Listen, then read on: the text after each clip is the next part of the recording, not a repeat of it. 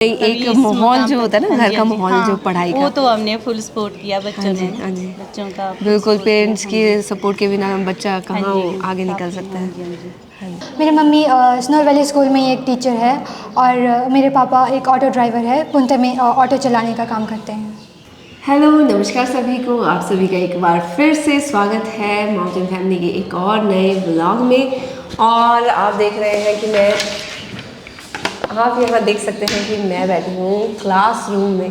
तो आज का व्लॉग जो है बहुत ही डिफरेंट है, बहुत ज़्यादा स्पेशल तो है ही, स्पेशल के साथ साथ डिफरेंट है, क्योंकि हम पहुँचे हैं आज स्कूल में।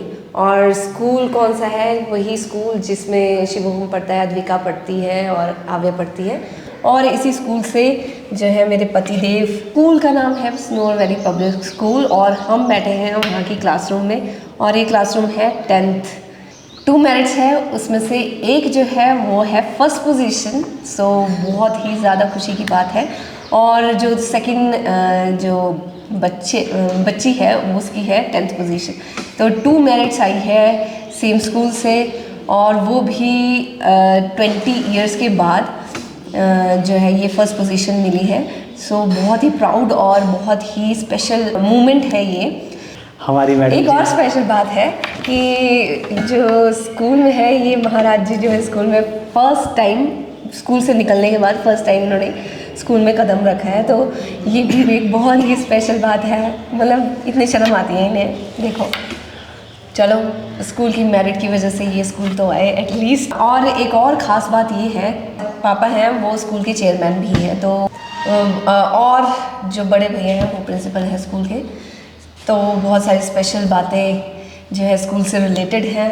सो ये एक मौका तो बनता ही है कि हम स्कूल आके थोड़ा सा आपको दिखाएं कि टॉपर्स जो है यहाँ से निकले हैं कैसे हैं, और उनकी थोड़ी सी जर्नी आपके साथ शेयर करें, क्योंकि बहुत सारे हमारे व्यूअर्स जो हैं उनमें से पेरेंट्स बहुत सारे हैं और बच्चे भी बहुत सारे हैं। तो उनको ये जानने की क्यूरियोसिटी ज़रूर होगी कि बच्चों ने किस तरह से पढ़ाई की, किस तरह से तैयारी की, पेरेंट्स ने किस तरह से उनको जो है कोऑपरेट किया, वो सारी चीज़ें, और टीचर्स ने किस तरह से कोऑपरेट किया। तो वो सारी चीज़ें जानने की आप सभी को क्यूरियोसिटी होगी। तो हम इस वीडियो में जो है आपकी इन्हीं क्यूरियोसिटी के क्वेश्चंस के आंसर जो है बताने वाले हैं। थोड़ा सा इंटरव्यू लेंगे बच्चों के साथ और टीचर्स और पेरेंट्स एंड प्रिंसिपल के साथ, छोटा सा थोड़ा सा। तो चलिए लेट्स स्टार्ट। तो इस टाइम पे मेरे साथ है बैठी हिमाचल की टॉपर और इस ईयर की, इस सेशन की टॉपर मानवी। हेलो मानवी। हेलो। सो अभी हमारे जो जितने भी दर्शक हैं, मैक्सिमम पेरेंट्स हैं, उसमें से कुछ स्टूडेंट्स भी होंगे। तो अपनी थोड़ी सी जर्नी शेयर करना, ठीक है? ज़्यादा नहीं, हम आपको डिस्टर्ब करेंगे, तो थोड़ा थोड़ा बताना। सबसे पहले आप बताओ कि किस तरह से, कैसा रहा आपका 10th का रिज़ल्ट और कैसा फील हो रहा है? सबसे पहले ये बताओ। सबसे पहले तो मुझे बहुत ही अच्छा फील हो रहा है कि मैंने पूरे हिमाचल में फर्स्ट रैंक लेकर अपनी स्कूल और अपने पेरेंट्स और साथ में डिस्ट्रिक्ट का भी मतलब नेम फेमस किया है। और वैसे मोस्टली किसी और डिस्ट्रिक्ट के आते थे, तो कुल्लू के लिए ये बहुत ही मतलब बड़ी बात है। तो एक्चुअली क्या है कि स्कूल की मैरिज तो हर साल आती है, बट हिमाचल का जो टॉप रैंक, मतलब फर्स्ट रैंक जो है, ये फर्स्ट टाइम हुआ है। तो फर्स्ट टाइम मानवी ने स्कूल को बहुत ही प्राउड फील करवाया है। मैं बुनतर की रहने वाली हूँ। मेरे मम्मी का नाम मिसेस निर्मला है और मेरे पापा का नाम मिस्टर आकाश है। मेरी मम्मी स्नोर वैली स्कूल में एक टीचर है और मेरे पापा एक ऑटो ड्राइवर है। पुंते में ऑटो चलाने का काम करते हैं। तो बहुत ही प्राउड फील हो रहा होगा आपके पेरेंट्स को, तो है ना? बहुत ज़्यादा।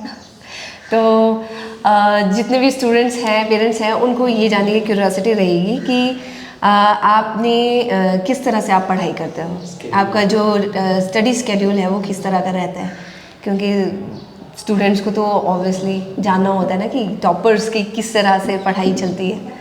वैसे मैंने डेली का डेली पढ़ा था, जो स्कूल में बताते थे। मैक्सिमम उससे टाइम गेन करने की कोशिश करती थी और घर में जाके मैं ज़्यादा टाइम वैसे देती नहीं थी, 3 से 4 आवर्स तक ही देती थी, उससे ज़्यादा मैं से बैठा भी नहीं जाता था। तो अपनी तरफ से मतलब 100% देने की कोशिश की थी मैंने। ओके, तो एक और क्वेश्चन है, आप नाइट पर्सन हो कि मॉर्निंग पर्सन? सुबह उठ के पढ़ते हैं कि रात को बैठ के पढ़ते हैं? रात को बैठ के। रात को पढ़ते हैं, चलो बहुत अच्छी बात है। सभी को ये जानने की क्यूरियोसिटी भी होगी कि मार्क्स कितने हैं, कितनी परसेंटेज रही है, तो प्लीज़। 700 में से मेरे 694 मार्क्स और परसेंटेज 99.14% है। मतलब सिर्फ 6 मार्क्स कट हुए हैं और सिर्फ 6 मार्क्स को छोड़ के मानवी जो है फर्स्ट पोजीशन में है, तो बहुत ही, हम तो बहुत ही मतलब हमारे टाइम में तो खैर 99 तो कोई सोच भी नहीं सकता था ना। तो एक और क्वेश्चन ये है कि आप मतलब आपने जो भी अचीव किया है उसका पूरा जो श्रेय है वो किसको देना चाहेंगे? इसका मैं मम्मी को सबसे ज़्यादा देना चाहूँगी, बाकी मम्मी पापा सभी टीचर्स को भी देना चाहूँगी। आपके पेरेंट्स ने किस तरह से आपकी हेल्प की, किस तरह से आपके साथ कोऑपरेट किया कि आपको एक स्टडी माहौल मिला बहुत अच्छा? छोटे से मम्मी वैसे मुझे सारा पढ़ाते थे और मतलब सेकंड थर्ड तक पढ़ाने की ज़रूरत पड़ी, उसके आगे मतलब मम्मी ने मुझे आदत पर डाली थी कि मैं खुद ही करूँगी सारा काम।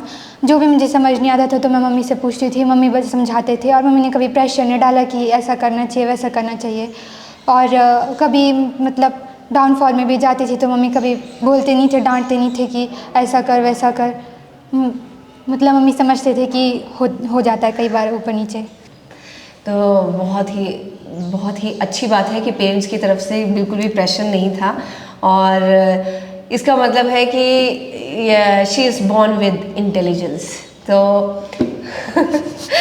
उसने जो है अपनी इंटेलिजेंस को जस्टिफाई किया है, और बहुत अच्छी बात है कि पेरेंट्स ने बिल्कुल भी प्रेशराइज़ नहीं किया, क्योंकि अगर पेरेंट्स प्रेशराइज़ करते हैं, बहुत ज़्यादा बिठाते हैं, सीटिंग बहुत ज़्यादा होती है, तो बच्चे जो है डिप्रेशन में जाने के उनके चांसेस जो है बढ़ जाते हैं। तो ये बहुत ही अच्छी बात है, बहुत ही एक सीख लेने वाली बात है कि बच्चों को ज़्यादा प्रेशराइज़ ना करें, वो अपने इंटेलिजेंस के हिसाब से अपने जो कैपेसिटी है वो शो कर ही देते हैं। तो अब फ्यूचर प्लानिंग क्या है, आपने +1 में क्या स्ट्रीम ली है और उसके हिसाब से आप फ्यूचर में किस तरह से? +1 में मैंने मेडिकल ऑप्ट किया है। मैं एक डॉक्टर बनना चाहती हूँ, चाइल्ड स्पेशलिस्ट जिसे पेडिट्रिशियन कहते हैं, और लोगों के लाइफ सेविंग का काम करना चाहती हूँ। बहुत ही अच्छी बात है, तो बहुत ही अच्छी बात है।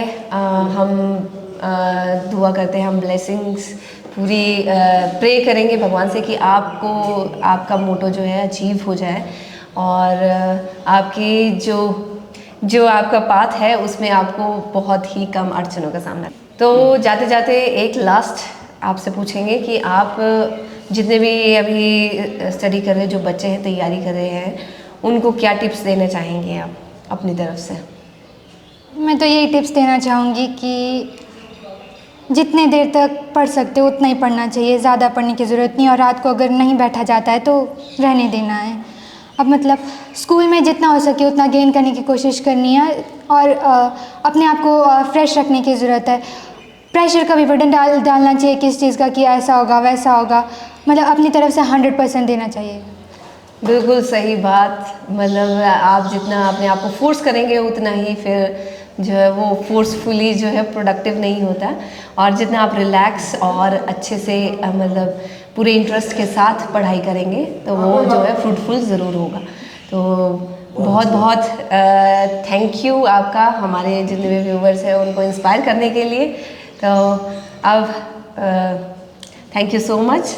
नेक्स्ट अब हम बात करेंगे जो 10th रैंक पे आई है उससे। मैं तो आपकी बहुत बड़ी फैन हूँ।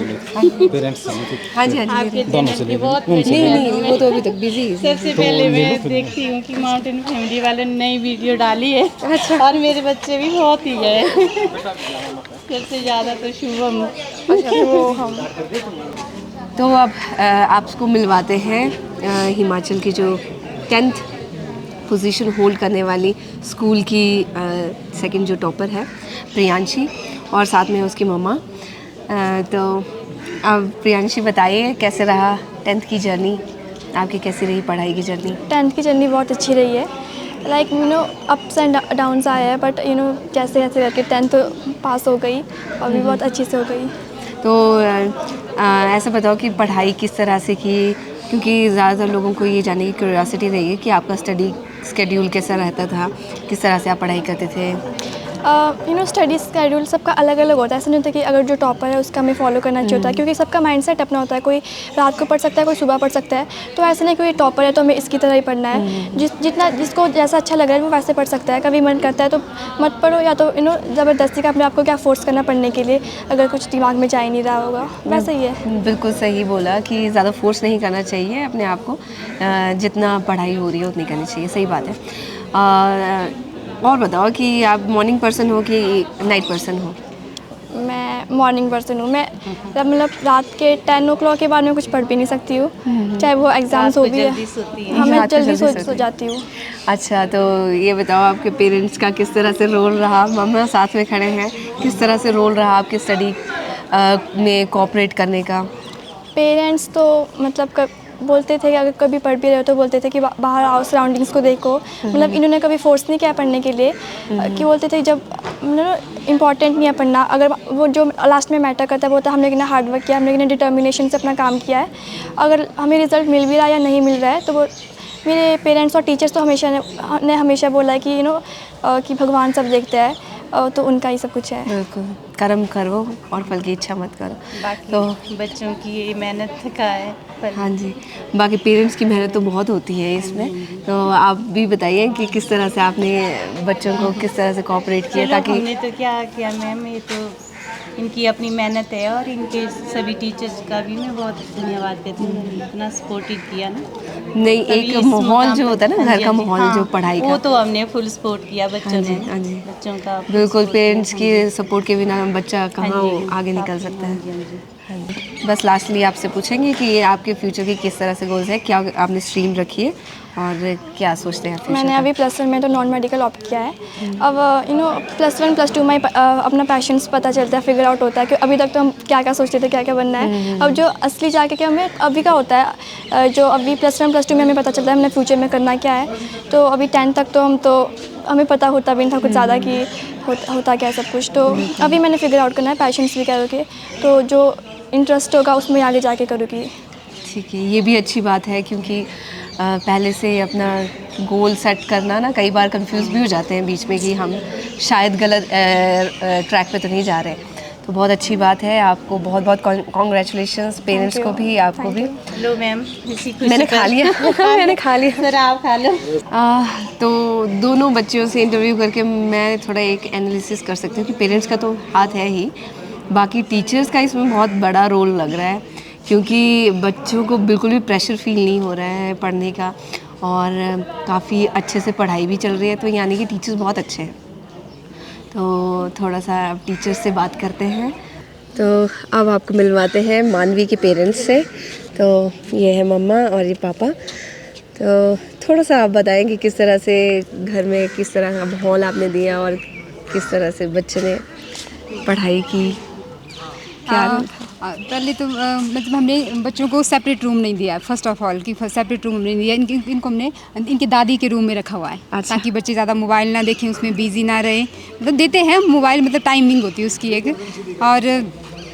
और पढ़ने के लिए पूरा देते हैं इनको मौका। फिर कुछ समझना है तो मैं बोलती बेटा मम्मा से भी पूछना है। तो ये सब है, मतलब इनको सेपरेट रूम नहीं हमने दिया, दादी के रूम में रखा कि ताकि अपना पढ़े भी, दादी भी इनका थोड़ा ध्यान रखे। तो इस तरह से तो बहुत प्राउड फील हो रहा होगा आपको। जी, बहुत ज़्यादा पूरे स्टेट में टॉप किया, तो बहुत ज़्यादा प्राउड फील है। और अब तो शब्द भी नहीं है बोलने के लिए। तो चलिए, इसके बाद अब हम बात करेंगे टीचर्स से थोड़ी सी। अभी हम बैठे हैं प्रिंसिपल ऑफिस, मैक्सिमम चले गए हैं, तो अभी जो प्रेजेंट हैं उन्हीं के आपको थोड़ा सा उनके साथ इंटरेक्ट करवाएंगे। तो सबसे पहले हम जो है स्कूल के जो प्रिंसिपल हैं उनसे थोड़ी सी बातचीत करेंगे, क्योंकि मेन रोल जो है प्रिंसिपल का ही रहता है बच्चों को डायरेक्शन देने में। भैया से पूछते हैं क्योंकि हमारे भैया भी हैं, तो हम थोड़ा सा पूछेंगे कि आपने किस तरह से बच्चों को इंस्पायर किया, किस तरह से बच्चों को रोज़ आप थोड़ा सा जैसे जिस तरह से आप बताते हैं बच्चों को, वो थोड़ा सा बताएं। Inspiration is the key to the success. Presently जो प्रेजेंट डे के स्टूडेंट्स हैं, nowadays students are like very much interesting in technology. So we are regularly using technology, particularly educational technology, to like teach in teaching as well as in like exploration of different facts. So we have some like special planning strategies. According to that, we guided our teachers and faculties and oriented all the staff. So we time to time we have taken the proper test. We have found their strengths and shortcomings. So in this way, step by step we worked, and today we reached up to this position. वैसे बच्चों से बात करके एक चीज़ जो है पता चली कि टीचर्स का इनके सक्सेस में बहुत बड़ा रोल है, क्योंकि दोनों ही बच्चे बोल रहे थे कि ज़्यादा स्ट्रेस नहीं लेते पढ़ाई में, उतना ज़्यादा टाइम भी नहीं देते हैं पढ़ाई को घर जाके। तो इसका मतलब है स्कूल में ही काफ़ी कुछ कवर हो जाता है, काफ़ी रिवीजन हो जाता है, जिसकी वजह से बच्चों को स्ट्रेस नहीं होता। तो टीचर्स और जितने भी फैकल्टी है उसका बहुत बड़ा रोल इसमें लग रहा है, इसमें शो होता है। तो बहुत बहुत कॉन्ग्रेचुलेशन सारे स्टाफ को, सारे सभी टीचर्स को। कोई टिप्स आप देना चाहें, क्योंकि बहुत सारे पेरेंट्स हैं जो व्यूवर्स हैं और बहुत सारे स्टूडेंट्स हैं व्यूवर्स, तो कुछ थोड़ी सी टिप्स जो आप थोड़ा सा उनको मोटिवेट कर सके कि Sure.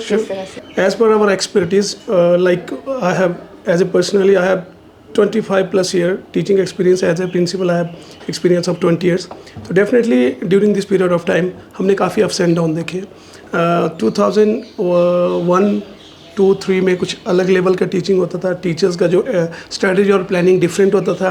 एज पर 21 like before corona and after corona during the covid hours, जो हमारे सक्सेस के बीच में भी जो बच्चे इस लेवल तक पहुंचे, उसमें हमने कोविड के बीच में भी बच्चों को कंटिन्यूसली जो है इन टच रखा। That's very big thing. बहुत सारे स्कूल्स जो कि कोविड के बीच में अपने बच्चों को कनेक्ट नहीं कर पाए या कंटिन्यूसली एजुकेशन इम्पार्ट नहीं कर पाए पर्टिकुलरली, तो हमने उसमें भी बच्चों को कनेक्ट रखा, और जिसकी वजह से उनका बेस में जो है मतलब ख़राब नहीं हुआ और आज वो उस पर लेवल पर। As far as tips are concern, तो टिप्स में सबसे जो इम्पोर्टेंट रोल ये है कि बच्चों को जब क्लास में बच्चे टीचर जो टीच करते हैं, क्योंकि कोई भी स्कूल हो, कोई भी इंस्टीट्यूशन हो, टीचर हमेशा ट्राई करता है कि वो सारे कॉन्सेप्ट को क्लियर करे।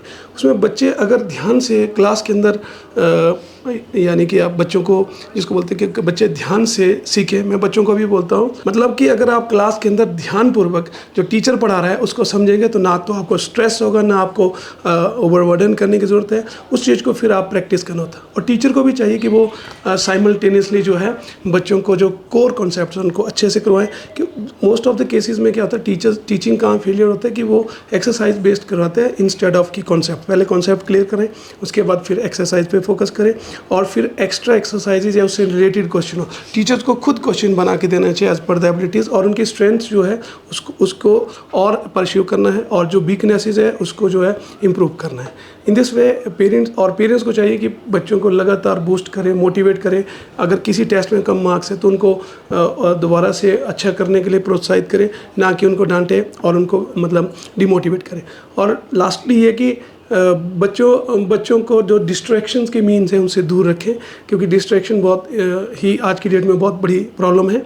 अगर डिस्ट्रैक्शन ना हो तो बच्चे अच्छा परफॉर्म करेंगे नहीं। Focus is the key to the success. Focus रखें बच्चे, सभी बच्चे कम पढ़ें पर फोकस्ड होकर पढ़ें, क्योंकि ऐसा ना हो कि किताब खोल के बैठे हैं, पूरी रात पढ़ रहे हैं, पढ़ कुछ और रहे हैं और फोकस कहीं और है, तो उसका कोई फ़ायदा नहीं। इससे वो मेंटली और फिजिकली भी उनका एनर्जी जो है वो ड्रेन हो जाएगा और रिजल्ट्स कुछ नहीं आएंगे। अब ये बच्चे हैं, इनका फोकस बिल्कुल अच्छा है, बहुत बेस्ट है, due to which they are at this position. अब आपको मिलवाते हैं स्कूल के वाइस प्रिंसिपल से, और साथ ही वो जो 10th की क्लास है उनके मैथ्स के टीचर भी हैं, क्योंकि टीचर्स का बहुत इम्पॉर्टेंट रोल रहता है बच्चों की फ्यूचर को और बच्चों के रिज़ल्ट को शेप करने के लिए। बहुत अच्छा रिज़ल्ट रहा है स्कूल का, और ख़ास करके मैथ्स का, तो सर से बात करना बहुत ज़रूरी है। तो सर प्लीज़ बताइए कि किस तरह से, कैसा एक्सपीरियंस रहा बच्चों को पढ़ाने का, और किस तरह से आप पढ़ाते हैं। जी, सबसे पहले तो मैं आप लोगों का धन्यवाद करना चाहूँगा कि इस तरह से आप टीचर्स को प्रेरित कर रहे हैं। प्रेरणा मिलती है कि आप लोग मीडिया में भी, आजकल सोशल मीडिया का टाइम है, सभी देखते हैं कि किस तरह से स्कूल के लिए भी उसमें बेनिफिट रहता है।